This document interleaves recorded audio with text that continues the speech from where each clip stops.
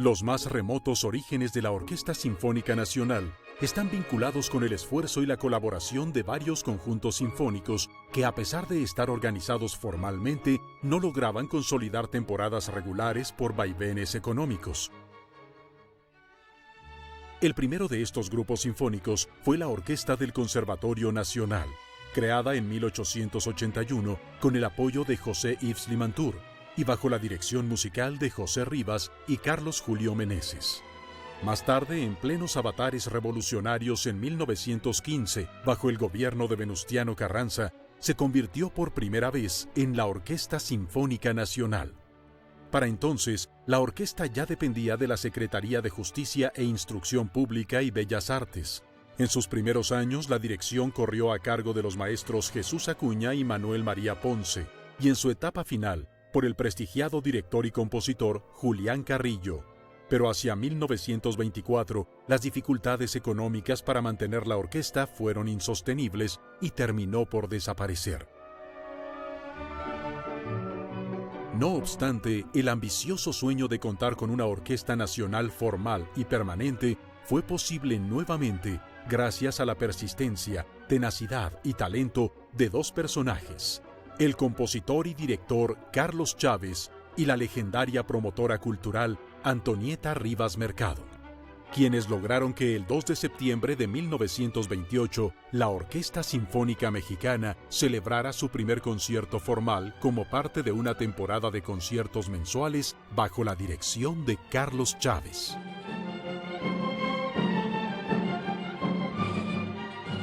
Un año después, su nuevo nombre fue establecido como Orquesta Sinfónica de México y como tal fue conocida durante más de 20 años. Fue una época brillante y de gran relevancia de la orquesta por su gran calidad, por la sorprendente cantidad de solistas y directores de fama internacional que vinieron a tocar con ella, y además por cumplir con su misión de tocar y promover la música mexicana y la música internacional de su tiempo. El repertorio era renovado continuamente y fueron incontables los estrenos de obras que presentaron Carlos Chávez y sus directores invitados, directores y compositores como Otto Klemperer, Igor Stravinsky, Pierre Montet, Paul Hindemith, Ernest Ansermet y Darius Milhaud. Estrenaban sus propias obras presentando las creaciones vanguardistas de la época al mismo tiempo que éstas se estrenaban en el resto del mundo.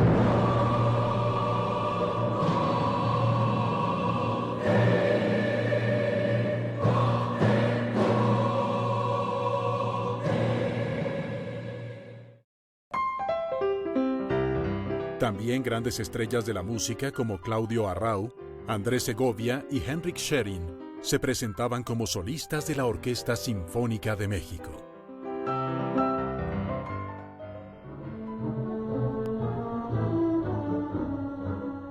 Otro aspecto de especial singularidad histórica fue que Silvestre Revueltas, el gran músico y compositor mexicano, fungió como subdirector de la orquesta durante casi 6 años, estrenando varias de sus obras que actualmente son parte fundamental de la historia musical de México.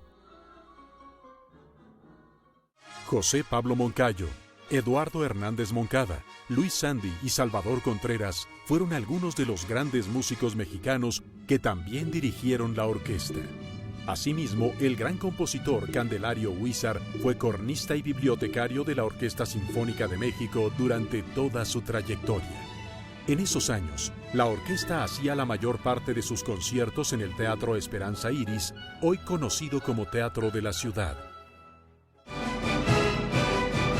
El sábado 29 de septiembre de 1934 tuvo lugar la ceremonia oficial de inauguración del recién construido Palacio de Bellas Artes, y desde entonces el Teatro de Bellas Artes se convirtió en la sede de la Orquesta Sinfónica de México, donde José Pablo Moncayo dirigió por primera vez su legendario Huapango en 1941.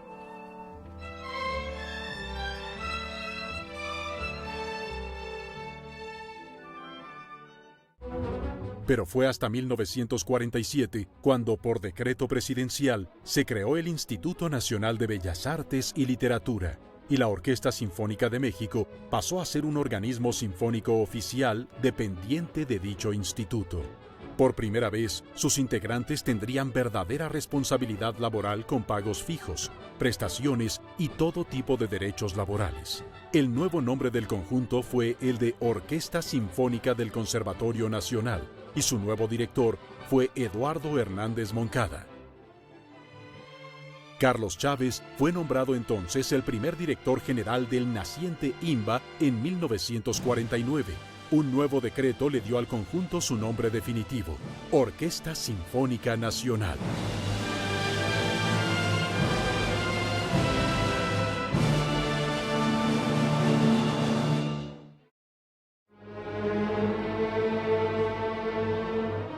En ese periodo, la Orquesta Sinfónica Nacional vivió una etapa singular de gran notoriedad, en la que, además de su director titular, se presentaron numerosos directores invitados que se contaban entre los músicos más importantes del mundo.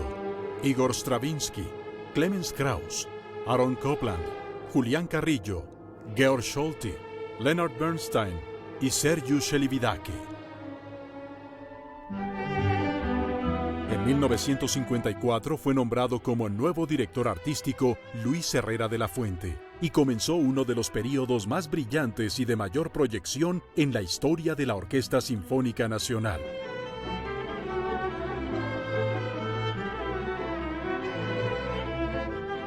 En 1955 el maestro Luis Herrera de la Fuente reorganiza la Orquesta Sinfónica Nacional.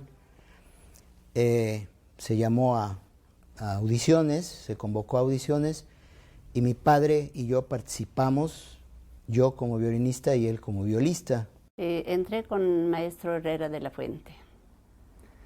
Pues maestro de la Fuente pues era una personalidad, desde luego, un músico extraordinario. Entonces cuando entré yo personalmente sentí mucho respeto, hasta puedo decir poquito miedo. Porque sí, maestro en los pasajes decía, a ver ustedes. Entonces, todos teníamos que ser siempre atentos y muy bien preparados, porque a nadie le gusta que la gente ve que a uno no le salen los pasajes, ¿verdad? En 1955 se reorganizó la orquesta y yo gané la plaza de violín. Empecé a tocar en los violines segundos y mi padre ganó la plaza de viola, de tutti. En esta nueva etapa, la lista de músicos invitados fue igualmente asombrosa. Igor Markevich, Jascha Horenstein, Claudio Arrau, Arthur Rubinstein, Erich Kleiber, Henrik Schering y el muy joven Lorin Maazel, entre otros. Venía esa tradición desde el maestro Chávez, ¿no? que invitó siempre grandes directores y grandes compositores a la Orquesta Sinfónica de México. Y yo lo hice también, sí. Invité al maestro Stravinsky, que había ya venido invitado por el maestro Chávez. Conmigo vino 2 veces, ¿no? Pero luego traje a lo que era exótico aquí, a los 3 rusos, a Shostakovich, Kabalevsky y Khachaturian. Los invité a los 3 juntos. A principios de 1970 fue cuando me invitó por primera vez a tocar con la orquesta el maestro Luis Herrera de la Fuente. Toqué el concierto número 25 de Mozart, que si bien recuerdo fue estreno en México de ese concierto. Todavía tengo las notas al programa del maestro Francisco Agea y creo que ahí lo mencionaba. También gran emoción venir a tocar por primera vez con orquesta al Palacio de Bellas Artes. En los 18 años en los que Herrera de la Fuente dirigió la Sinfónica Nacional, se hicieron giras a diversos países de América y de Europa. Hicimos la primera gira que hizo una orquesta mexicana. Y esa primera gira internacional que hizo una orquesta mexicana la hicimos a Europa. A los Estados Unidos y a América Central fuimos mucho, ¿no? Innumerables, y eso sí fueron innumerables giras. Y hicimos 2 grandes giras a los Estados Unidos de 40 conciertos cada una, que no le costaron un centavo al erario nacional. Tocamos en Inglaterra, en Francia y en Bélgica. Y en los 3 conciertos de estos distintos países, el maestro Schering participó siempre con el concierto del maestro Ponce. Y claro, las piezas, la música ya que conocemos muy bien del repertorio sinfónico mexicano.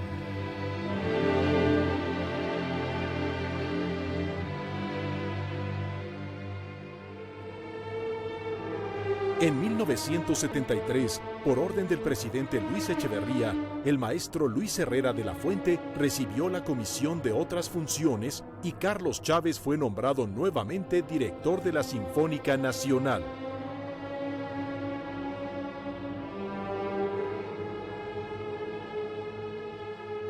El nuevo proyecto no pudo llevarse a cabo y vino entonces un período de exitosas temporadas a cargo de directores internacionales. Charles Dutoit, Edouard van Remortel, Anthony Ross-Marvá y Eduardo Mata, quien en 1975 organizó un histórico festival Gustav Mahler, siendo la Sinfónica Nacional la primera orquesta mexicana en tocar todas las sinfonías de este compositor.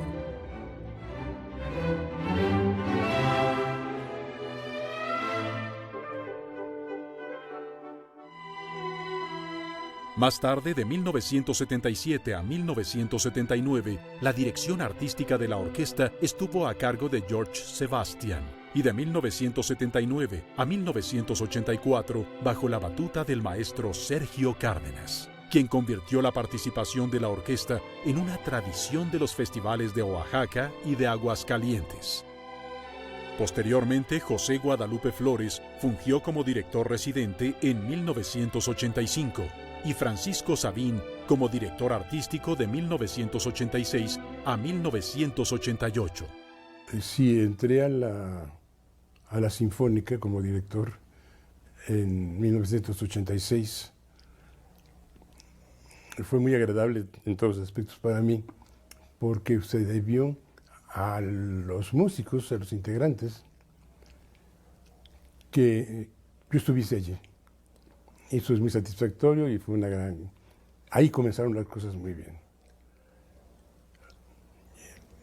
Entonces la orquesta tenía una gran unión entre sus miembros. Todos eran realmente amigos entre sí. Y además, yo siento que tenían un amor por la orquesta realmente muy grande. Es evidente que es... la Sinfónica Nacional, como lo dice su nombre, es la orquesta que representa a México. Y es un gran honor estar ahí. Un gran honor trabajar allí, trabajar en el Blanquito, trabajar dentro de la organización, ahora cada vez más compleja, que hay en Bellas Artes. Todo esto es excepcional. Sí, maestro Sabín siempre tenía una facilidad para hacer programas de música contemporánea. Entonces, cuando se ofrecía un director que, por ejemplo, no vino o para hacer música nueva o festivales, maestro Sabín siempre venía y estaba dispuesto y dirigió muy bien. Yo les daría las gracias por todo lo que hicieron por mí, por todo el esfuerzo que hicieron cuando yo estuve allí, por todo lo que se logró en algún momento, por los buenos conciertos que hicieron.